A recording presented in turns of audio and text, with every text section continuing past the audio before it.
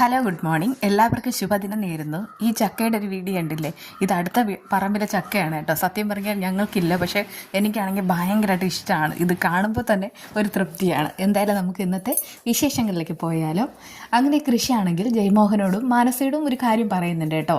അതായത് ഒരു പുഴുവിനെ ആയിരുന്നാലും നമ്മൾ തറയിലിട്ട് ചവിട്ടി അരയ്ക്കും, ആ സമയത്ത് അത് പ്രതികരിക്കാൻ നോക്കും. അങ്ങനെയൊക്കെ തന്നെയാണ് എൻ്റെ അവസ്ഥ. നിങ്ങളെല്ലാവരും സൂക്ഷിച്ചും കണ്ടും കാര്യങ്ങൾ ചെയ്താൽ കൊള്ളാം, അല്ലെങ്കിൽ ഈ കൃഷി ആരാണെന്ന് അറിയും എന്നൊക്കെ ഇങ്ങനെ ഭീഷണി മുഴക്കിയിട്ടാണ് പോകുന്നത്. പക്ഷേ അച്ഛനും മകൾക്കും യാതൊരു കുസലും ഇല്ല. ഇത് കണ്ടാൽ ആര് പേടിക്കും എന്നുള്ള മട്ടിലാണ് നിൽക്കുന്നത്. ജയമോഹൻ പോകുന്ന സമയത്ത് ഹേമ അങ്ങോട്ട് വരികയാണ്. എന്നിട്ട് മാനസയോട് പറയുന്നുണ്ട്, ഇത്രയൊക്കെ പ്രശ്നങ്ങൾ കണ്ടപ്പോൾ എനിക്ക് തോന്നുന്ന മറ്റൊരു കാര്യമുണ്ട്. ഈ വീട്ടിൽ എന്തോ ഒരു മഹാദുരന്തം വരാൻ പോകുന്നു, അതും നീ കാരണം.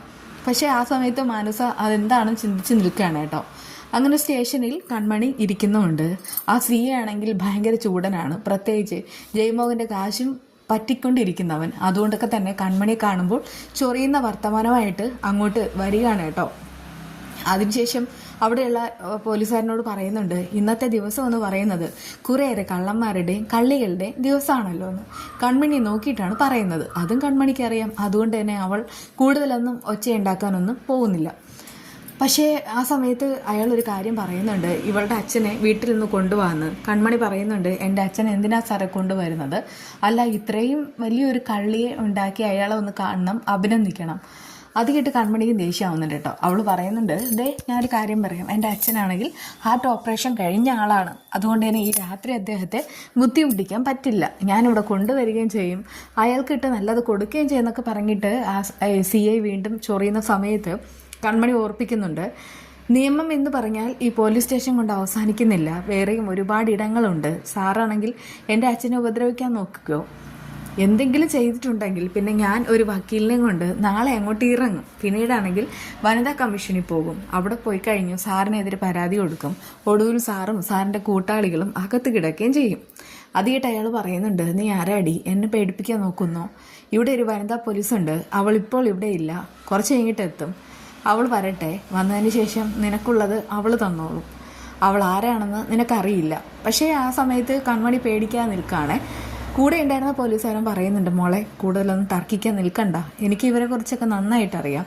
അതുകൊണ്ട് എൻ്റെ മോൾ എങ്ങനെയെങ്കിലും ഈ രാത്രി ഒന്ന് വെളുപ്പിക്കാൻ നോക്ക് പ്ലീസ്. ആ സമയത്ത് കൺമണി പാവം വളരെ സങ്കടപ്പെട്ടിരിക്കുകയാണ്. എന്നാൽ ധനലക്ഷ്മി ആണെങ്കിൽ വീട്ടുകാരോട് എല്ലാവരോടും ചോദിക്കുന്നൊരു ചോദ്യമുണ്ട്, നിങ്ങളൊക്കെ എന്തിനാ ഇനി ഇങ്ങനെ ഇരിക്കണേ? നേരെ ഇത്രത്തോളം അടുത്തു, ഇനി ഇപ്പോൾ വരുമെന്ന് എന്തെങ്കിലും ഉറപ്പുണ്ടോ? അത് കേട്ട് അച്ഛനങ്ങ് ദേഷ്യമാവുന്നുണ്ട്. അവളുടെ ആ ഒരു സ്വഭാവം അനുസരിച്ച് അച്ഛനിങ്ങനെ പറയുന്നുണ്ട് കേട്ടോ, നീ ഇവിടെ ഇരിക്കണം നിർബന്ധമൊന്നുമില്ല, പോയി കിടക്കാൻ. ഞാൻ എന്തെങ്കിലും പറഞ്ഞാൽ അല്ലെങ്കിലും നിങ്ങൾക്ക് എല്ലാവർക്കും വലിയ കുറ്റം തന്നെയാണ്. ആ സമയത്ത് അവിടെ ഇരിക്കുന്ന അമ്മായി പറയുന്നുണ്ട്, അതെ ഇനിയിപ്പോൾ ലേറ്റായിട്ട് വിട്ടാലോ? നിനക്കാണെങ്കിൽ പോലീസ് സ്റ്റേഷൻ്റെ കാര്യമില്ല, നിനക്ക് നന്നായിട്ട് അറിയാമല്ലോ എന്നൊക്കെ പറയുന്ന സമയത്ത് ആ സുലോചനയോട് ചാടിക്കടിക്കുന്ന ധനലക്ഷ്മി ഇങ്ങനെ ചോദിക്കുന്നുണ്ട്, അല്ല കൺമണിയെ കൊണ്ടുപോയത് സൽക്കാരത്തിനാണോ എന്ന്. ആ സമയത്ത് അവർക്കൊന്നും ഉത്തരവില്ല. നിങ്ങളൊക്കെ ഒന്ന് ചുമ്മാതിരിക്കാവോ, എൻ്റെ മനസ്സാകെ വേദനപ്പെട്ട് നിൽക്കാമെന്നൊക്കെ ശ്രീനിവാസ പറയുന്നുമുണ്ട്. പക്ഷേ ആ സമയത്തും ധനലക്ഷ്മി കുത്തി നോക്കാൻ ശ്രമിക്കുകയാണ്. ഇനിയിപ്പോൾ സാഗറും കൃഷിയും ഒന്നും രക്ഷപ്പെടുത്തുമെന്ന് തോന്നുന്നില്ല. വെറുതെ നിങ്ങൾ അവരെല്ലാം വിശ്വസിച്ചിട്ട് കൺമണിയും കാത്തുവിടെ ഇരിക്കേണ്ടെന്നൊക്കെ അവളിങ്ങനെ അവസാനമായിട്ട് പറയുകയാണ്. അപ്പോഴാണ് കൃഷിൻ്റെ വരവ്. അവർ ഒരു പ്രതീക്ഷയോടുകൂടി അടുത്ത് ചെല്ലുമ്പോൾ കൺമണിയില്ല. എന്തായെന്നൊക്കെ ചോദിക്കുന്ന സമയത്ത് വളരെ സങ്കടത്തിൽ കരയാണ്. എന്നിട്ട് പറയുന്നുണ്ട്, ഞാൻ ജയമോഹൻ്റെയും മാനസയുടെ അടുക്കൽ പോയിട്ട് കാര്യങ്ങളെല്ലാം തുറന്നു പറഞ്ഞു, കൺമണിയോട് ക്ഷമിക്കണമെന്നും അതുമാത്രമല്ല എങ്ങനെയെങ്കിലും അവർ കേസ് പിൻവലിക്കണമെന്ന് പറഞ്ഞിട്ടും രണ്ടുപേരും കേൾക്കുന്നില്ല. ഞാനിപ്പോൾ തോറ്റുപോയി. സാധാരണ നമുക്കെല്ലാം ഒരു ആപത്ത് വരുന്ന സമയത്ത് നമ്മളെപ്പോഴും രക്ഷപ്പെടുത്തുന്നതും സഹായിക്കുന്നതും കൺമണിയാണ്. പക്ഷേ കൺമണിക്ക് ഒരാവശ്യം വന്ന സമയത്ത് അവളെ എനിക്ക് രക്ഷിക്കാൻ പറ്റിയില്ല അച്ഛാ എന്നൊക്കെ പറഞ്ഞിട്ട് കരയാണ്. അത് കേൾക്കുന്ന എല്ലാവർക്കും സങ്കടമാവാണ്. പക്ഷേ ധനലക്ഷ്മി പറയുന്നുണ്ട്, ഇത് നിങ്ങളെല്ലാവരും ചേർന്ന് നടത്തുന്ന പണിയാണ്, അതിൽ കൺമണി പെട്ടുപോയി. നാളെ അവൾക്ക് കള്ളി എന്നുള്ള പേര് ഒരിക്കലും ആയേയില്ല. അത് കേട്ട് കൃഷി പറയുന്നുണ്ട്, ഞങ്ങളുടെ സ്ഥാപനത്തിലുള്ള ഫയലൊന്നും മോഷ്ടിക്കാനുള്ള ഗതികേടൊന്നും ഞങ്ങൾക്കില്ല. അപ്പോഴേക്കും ശ്രീനിവാസനും അമ്മായിമാർ ധനലക്ഷ്മിക്ക് നല്ലത് കൊടുക്കുകയാണ്. ഒടുവിൽ അവളാണെങ്കിൽ അകത്തേക്ക് പോയിട്ട് പറയുന്നുണ്ട്, നിങ്ങളൊക്കെ കരഞ്ഞിരിക്കുന്ന സമയത്ത് ഞാൻ ഒന്നുകൂടെ വരാമെന്നേ. ആ സമയത്തൊക്കെ ശ്രീനിവാസന് ഭയങ്കര സങ്കടം ഉണ്ടാവുന്നു. കൃഷി പറയുന്നുണ്ട്, പേടിക്കണ്ട, ഞാൻ ഇപ്പോൾ തന്നെ സ്റ്റേഷനിലേക്ക് പോവുകയാണ്, പറ്റുമെങ്കിൽ ഞാൻ അയാളെ പോയി കാണുന്നുണ്ട്. അതിപ്പോൾ സിയെ സമ്മതിക്കത്തുമില്ല. അപ്പോഴേക്കും അച്ഛൻ പറയുന്നുണ്ട് ഞാനും വരാമെന്ന്. വേണ്ട അച്ഛൻ, അച്ഛനെ ഈ സമയത്ത് കണ്ടാൽ അവൾക്ക് സങ്കടമാവെന്നൊക്കെ പറഞ്ഞിട്ട് ഇങ്ങനെ പോകുന്നതിന് മുൻപ് ഒരു കാര്യം ഉറപ്പിച്ച് പറയുകയാണ്. അതായത് ആ ഫയൽ എങ്ങനെയാണ് കൺമണിയുടെ ബെഡ്റൂമിൽ വന്നത് എന്നൊന്നും എനിക്കറിയില്ല, പക്ഷേ അതിന് പിന്നിൽ ആരായാലും അവർക്കുള്ളത് ഞാൻ തന്നെ കൊടുക്കും, അതാരാണെന്ന് ഞാൻ തന്നെ കണ്ടുപിടിക്കും. അത് കേട്ട് ശാന്തയ്ക്ക് ഇത്തിരി പേടിയാവുന്നുണ്ട്.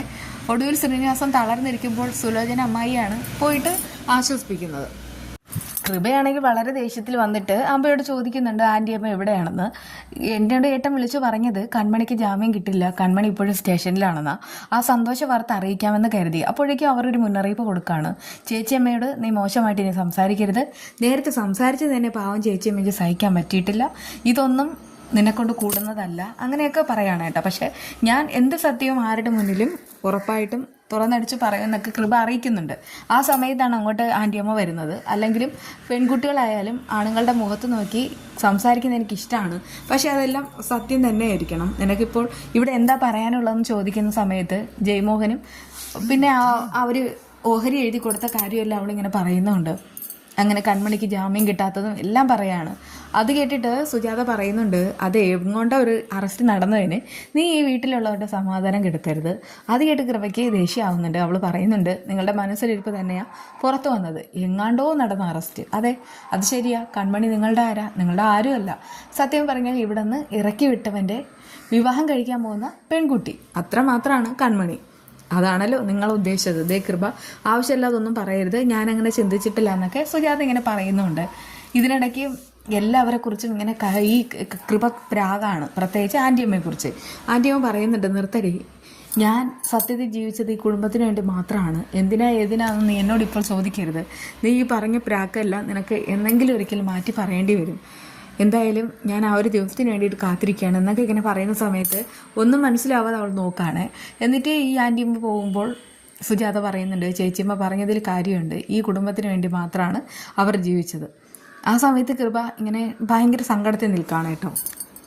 അങ്ങനെ കൃഷി വീട്ടിലേക്ക് വരികയാണ് കേട്ടോ, അതായത് ദേവിജിയുടെ വീട്ടിൽ. ആ സമയത്ത് സാഗറും ദേവിജി അവിടെ ഉണ്ട്. അവർ കാര്യങ്ങളൊക്കെ തിരക്കുമ്പോൾ കൺമണി വിട്ടയക്കാത്ത കാര്യമെല്ലാം പറയുന്നുണ്ട്. പിന്നെ ജയമോഹനെയും മാനസയും കാണാൻ പോയതും എന്നിട്ടും അവരാരും ഈ പരാതി പിൻവലിക്കാത്ത കാര്യവും എല്ലാം പറയുന്നുണ്ട്. നമുക്കിനിപ്പോൾ നാളെ ജാമ്യം കിട്ടുമോ എന്നൊക്കെ നോക്കാമെന്നൊക്കെ സാഗർ പറയുന്നു. അതിനുശേഷം ദേവിജി ഇത്രയും സമയമായതുകൊണ്ട് സാഗറിനെ പറഞ്ഞയക്കുകയാണ്. പാവം സാഗർ, അയാളാണെങ്കിൽ ഒരുപാട് ഉദ്യോഗസ്ഥരെ വിളിച്ചു. പണ്ടൊക്കെ ആണെങ്കിൽ അവരെല്ലാവരും സാഗർ പറയുന്ന കേൾക്കുമായിരുന്നു, പക്ഷെ ഇപ്പോൾ അവർ കേൾക്കുന്നതുമില്ല. എല്ലാം കൂടെ ഓർത്തിട്ട് എൻ്റെ തല പെരുക്കുന്നു എന്നൊക്കെ പറഞ്ഞിട്ട് ദേവിജി ഭയങ്കരമായിട്ട് ഇമോഷണൽ ആവാണ്. അതേസമയം ഈ കൃഷി തന്നെയാണ് ദേവിജിയെ ആശ്വസിപ്പിച്ച് നിർത്തുന്നത്. എന്നിട്ട് അവന് ഭയങ്കര സങ്കടമായിട്ട് പറയുന്നൊരു കാര്യമുണ്ട്, ഇങ്ങനെ പോയാൽ ശരിയാവത്തില്ല, നോക്കിക്കോ, കൺമണിക്ക് പുറത്തിറങ്ങിയില്ലെങ്കിൽ ഇനി ഈ കംപ്ലൈൻറ്റ് സ്ട്രോങ് ആയിട്ട് പോകുന്നെങ്കിൽ ഞാനൊരു കാര്യം തീരുമാനിച്ചു, ആ ജയമോഹനെ പിന്നെ ആ മാനസയെ ഞാനങ്ങ് തീർക്കും.